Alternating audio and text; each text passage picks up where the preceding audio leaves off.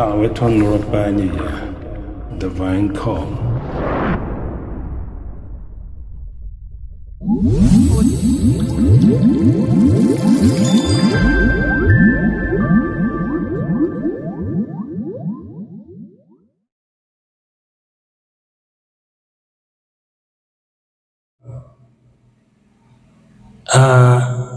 Àwọn nǹkan tí yóò jẹ́ okùnfà wíwọ Al-Jannah. Gbogbo wa la fẹ́ wọ Al-Jannah. Al-Jannah ò ṣe wọ̀ lọ́fẹ̀ẹ́. Àwọn kankan láṣe tá fi wọ Al-Jannah. Àwọn iṣẹ́ Al-Jannah ò sì rọrùn.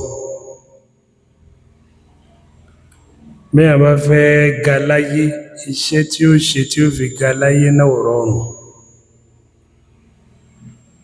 Al-Qiyama dẹ̀ ó lágbára ju ayé lọ. Nígbàtí iṣẹ́ ayé tí èèyàn fi ga láyé ò rọrùn, bóò ní Al-Qiyama tó ju ayé lọ ó ṣe wá rọrùn níṣẹ́ tá ṣe tá fi rí Al-Jannah wọ̀. La hawla wa la quwwata illa billahi al-aliyyi al-azim. Hasbunallahu wa ni'mal wakil wa ni'mal mawla wa ni'mal nasir. Hadith tí a fẹ́ kà yìí, rawahu Ahmad wa ghayruhu.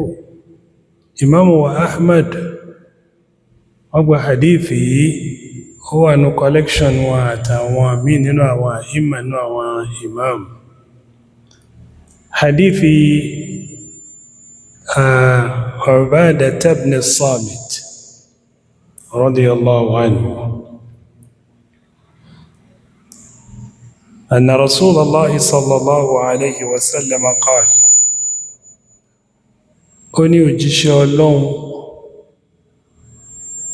ìkẹ́ Ọlọ́run, ọlá Ọlọ́run kó máa bá ó sọ báyìí wípé idmanu li sittan min anfusikum. Ẹ ṣe nǹkan mẹ́fà kẹ́ẹ̀dẹ̀ pinnu wípé nǹkan mẹ́fẹ̀ẹ̀fà yìí ẹ ṣe dáadáa. Admanu lakumul jannah. Èmi náà fi lọ́kàn balẹ̀ pé ẹ wà Jannah tẹ́ bá lè ṣe mẹ́fẹ̀ẹ̀fà dáadáa. La hawla wa la quwwata illa billah. Ànábì ń bá wọn sàhábà sọ̀rọ̀, ó ń bá wa mùsùlùmí lápapọ̀ sọ̀rọ̀. Ohun mẹ́fà ó di okùnfà Al-Jannah. Tó bá pẹ́ lóòótọ́ a fẹ́ Al-Jannah, tí a bá lóun fẹ́ ga láyé, tí wọ́n á ní ìrìn tó rìn rí o, iṣẹ́ tó ṣe rí o, tó bá pẹ́ lóòótọ́ ló fẹ́ ga, ó gbọ́dọ̀ rìnrìn yẹn.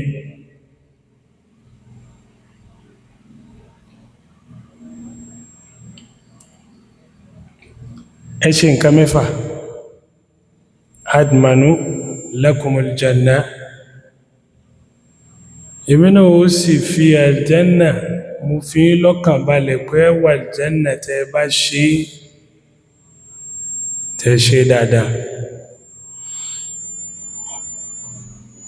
Usduqu idha haddathtum.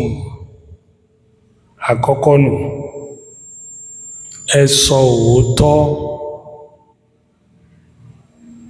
nígbàtẹ́ bá ń sọ̀rọ̀. Ìgbàkúgbàtẹ́ bá ń sọ̀rọ̀, ẹjọ́ jẹ́ pé òdodo lẹ máa sọ, òótọ́ lẹ máa sọ. Nígbàtí ẹ ń ṣàwàdà, òótọ́ lẹ ń sọ. Nígbàtẹ́ ẹ ṣàwàdà, òótọ́ lẹ ń sọ. Láàárọ̀, lọ́sàn-án, lálẹ́, lóru, nígbàkígbà, láyékáyé, níbikíbi, ẹjọ́ òótọ́, ẹjọ́ òdodo. Ẹ̀rí òdodo ó ní thamarat, ó ní àwọn èso bí igi ni, igi tó léso. Nínú àwọn èso òdodo, òun ni rahatud damiri, ọkàn yẹn máa balẹ̀. Òdì kejì ni ó máa wà fẹ́ tí ń bá ń parọ́. hasbunallahu wa ni'mal wakil. Rahatu ad-damir. Gbogbo ìgbà tí èèyàn bá tó bá pé òdodo ló sọ, ọkàn rẹ̀ ó balẹ̀, gbogbo ń tẹ́lẹ̀ wù kẹ́kẹ́lẹ́ fẹ́ túwò. Ẹ̀mí rẹ̀ ní mi, tẹ́ bá tú lọ tẹ́ bá tú bọ̀, ẹ máa bá bẹ́ẹ̀. So nínú thamaratu ká sọ òótọ́, nínú èso tí igi òótọ́ máa so, òní rahatu damir.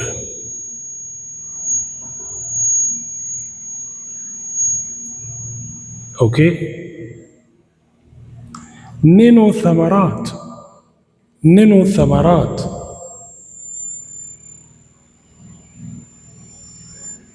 nínú èso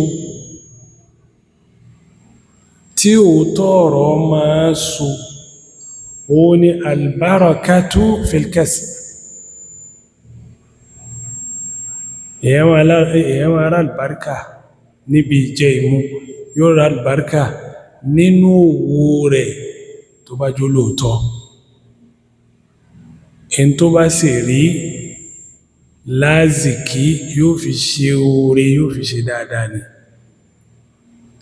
tí èèyàn bá parọ́ rázìkí kò ní lò dáadáa.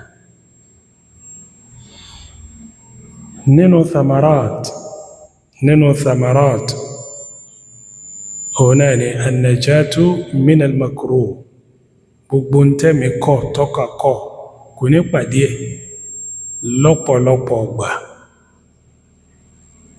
tó bá jó lóòótọ́. ẹ̀rí òótọ́ tá a wá ń sọ yìí ó pín. sidqul hadith ń bẹ, òdodo nínú ọ̀rọ̀ sísọ. torí mgbà tí ànábì ní ẹsùn òótọ́ ẹsùn òdodo gbogbo ìgbà tẹ́ ẹ bá ń sọ̀rọ̀, ọ̀rọ̀ yẹn kẹnu jù bẹ́ẹ̀ lọ. òdodo tá a wá ń sọ yìí ń bẹ nínú ọ̀rọ̀.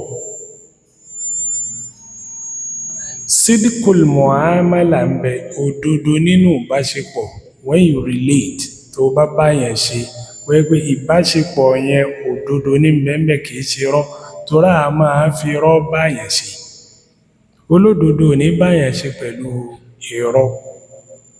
sidqul azmi, òdodo nínú ìdúróṣinṣin, ìfọkànsí nǹkan.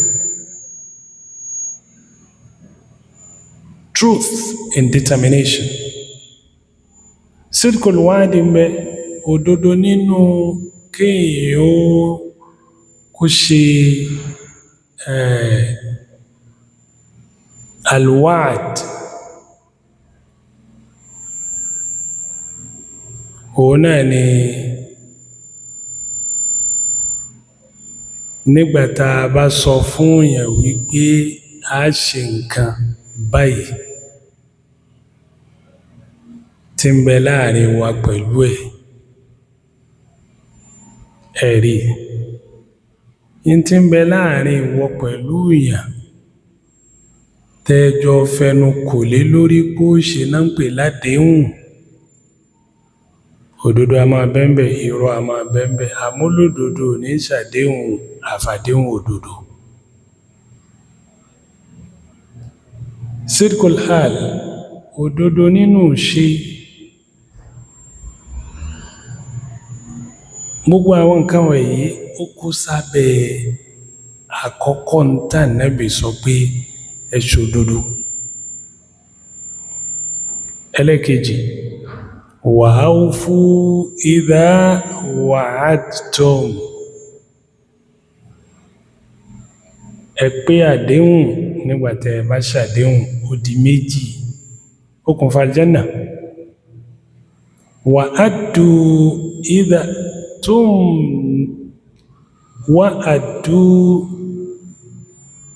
idha tumintum, wa'addu idha tumintum. gbogbo ìgbà tí wọ́n bá fi ọkàn balẹ̀ sí yín lọ́dọ̀, tí wọ́n fún yín ní nǹkan ṣọ́, ẹ dá padà níjọ́ tán bá ní in tí mo fi sí ọ lọ́wọ́ dà mo fẹ́ lò ó.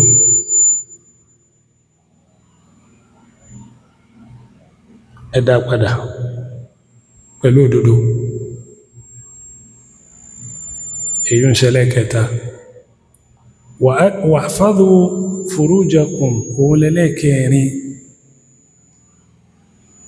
ẹ̀ṣọ́ abẹ́ yín, ẹ má fi ṣe ṣìnà gẹ́gẹ́ bí mùsùlùmí. ẹni tí ṣe mùsùlùmí ó lè ṣe tó hùn, ẹranko náà lè ṣe tó hùn, àmọ́ mùsùlùmí òdodo. wahfadhu furujakum. ẹlẹ́karùn-ún, waghuddu absarakum. ẹ rẹ ojú yín lẹ̀, ẹ má fi wòwò kú wò, ẹ má fojú yín wòwò kú wò. tẹ́ ẹ bá ní bùkátà sí Al-Jannah, gbogbo táǹkà yóò kó rọrùn. ẹlẹ́kẹfà, wa kuffu aydiyakum. ọwọ́ yín òun náà lágbára yín, ẹ má lò ó lórí èèyàn láìdáa, ẹ má fagbára yànyàn jẹ́. àti wọ́ àtẹni tó fẹ́ fagbára yànyàn jẹ́, tó fẹ́ fi yàn jẹ́, ẹ lásìkò tẹ́lù tẹ́fì lọ bọ́lọ̀. gbogbo agbára tọ́lọ̀ fún yín ẹ lò kẹ́ fi ṣe dáadáa fáwọn èèyàn, kẹ́ wá ṣe nítorí Ọlọ́run, ẹ má ṣe nítorí èèyàn, kẹ́ lè gba ẹ̀san lọ́dọ̀ Ọlọ́run. àwọn nǹkan wọ̀nyí nínú àwọn nǹkan tá a ṣe tá a fi wà Al-Jannah ni, tá a torí ẹ̀ wá ṣiṣẹ́ láyé, tọ́lọ̀ ní òun torí ẹ̀ wá dá wa pé ká wá ṣe ìbádà. so gbogbo ẹni tó bá ní bùkátà sí Al-Jannah lóòótọ́, iṣẹ́ rèé.